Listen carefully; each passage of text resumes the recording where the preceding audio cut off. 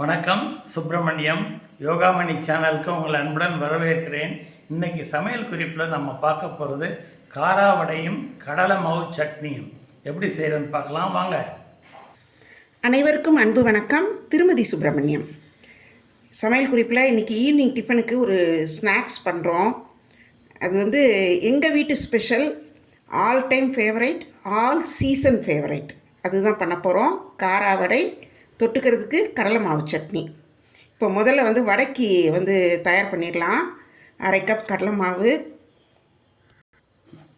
1/2 cup மைதா மாவு, 1/2 cup பச்சரிசி மாவு.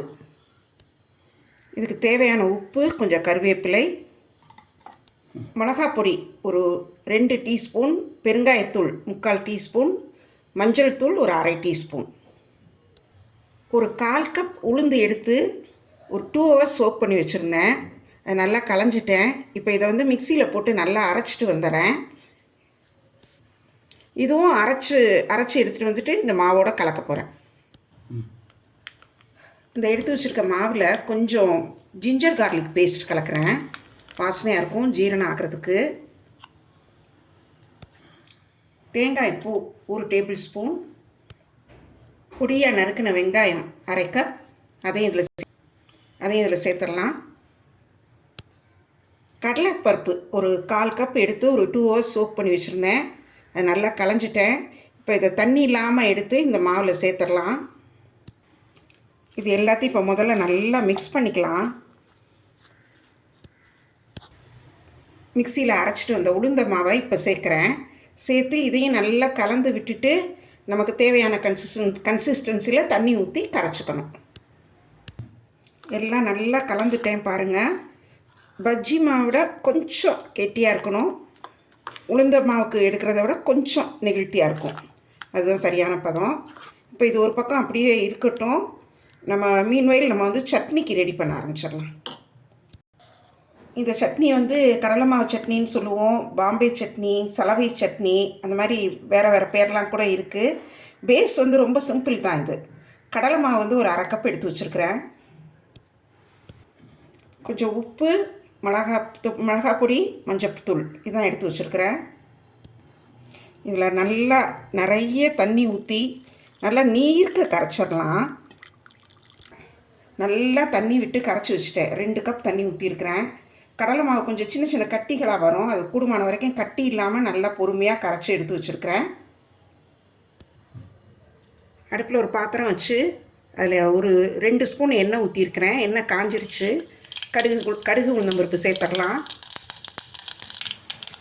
அடுத்தது கருவேப்பிலை, வெங்காயம் ஒரு டேபிள் ஸ்பூன் அளவு வெங்காயம் நறுக்குனது. இந்த கரைச்சதை ஆப்போசிட் சைட்லேருந்து நிதானமாக ஊற்றுறேன். தீயை லோ ஃப்ளேமில் வச்சுருக்கிறேன்.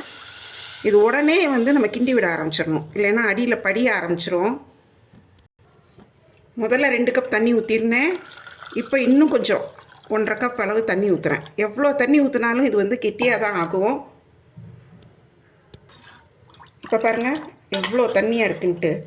இவ்வளோ தண்ணியாக இருந்தாலும் இது நம்ம ஒரு மீடியம் லோ ஃப்ளேமில் வச்சு கிளறி விட்டுக்கிட்டே இருக்க போகிறோம். அது பச்சை வாசனை போக நல்லா கொதிக்கணும்.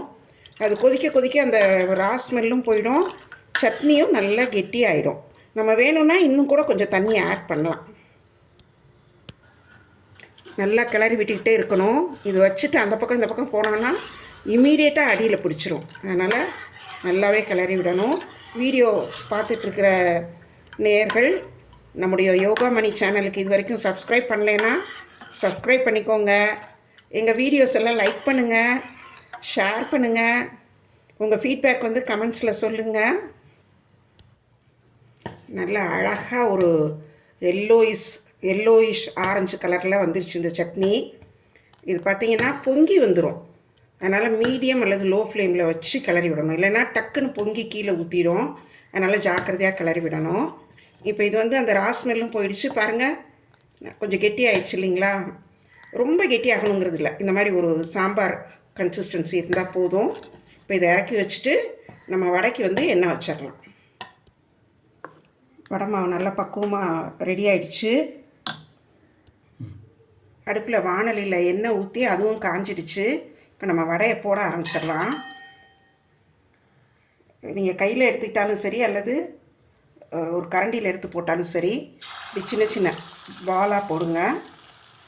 இந்த வடை வந்து பார்த்திங்கன்னா எங்கள் வீடுகளில் வந்து ஒரு சின்ன விருந்துக்கு யாரையாவது கூப்பிட்றோன்னு வச்சுக்கோங்களேன், காலையில் பிரேக்ஃபாஸ்ட்டுக்கு வந்து இட்லி, பொங்கல், சாம்பார் சட்னியோட ஒரு ரவா கேசரியும் இந்த காரா வடையும் இருக்கும்.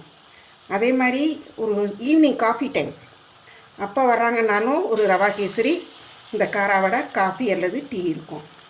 இப்போ இதில் இன்னும் 2-3 வடை போட்டுட்டு 2 பக்கமும் நல்லா பொன்னிறமாக வெந்தோடனே எடுத்துடலாம். நம்ம நல்லா 2 பக்கமும் நல்லா பொன்னிறமாக வெந்துருச்சு. இப்போ நம்ம எடுத்து இதை பரிமாறிடலாம். நல்ல டேஸ்ட்டாக இருக்கும். இந்த காரா வடைக்கு இந்த கடலை மாவு சட்னி தான் நல்லா மேட்ச் ஆகும். இதை எடுத்து இப்போ பரிமாறிடலாம். நம்ம சுட சுட டேஸ்ட்டாக காரா வடையும் கொதிக்க கொதிக்க கடலை மாவு சட்னியும் ரெடி ஆகிடுச்சு. இந்த வடையை நல்லா பீசஸாக எடுத்து அந்த சட்னியில் நல்லா டிப் பண்ணி சாப்பிட்டா எத்தனை வடை வேணாலும் சாப்பிட்லாம். குளிர்காலம், மழைக்காலம், எந்த டைமாக இருந்தாலும் இது பிடிக்கும் எல்லாருக்கும். செய்து பாருங்கள், எப்படி இருந்துச்சுன்னு சொல்லுங்கள். இந்த வீடியோவை லைக் பண்ணுங்கள், ஷேர் பண்ணுங்கள், எங்கள் யோகாமணி சேனலுக்கு சப்ஸ்கிரைப் பண்ணுங்கள். நன்றி, வணக்கம்.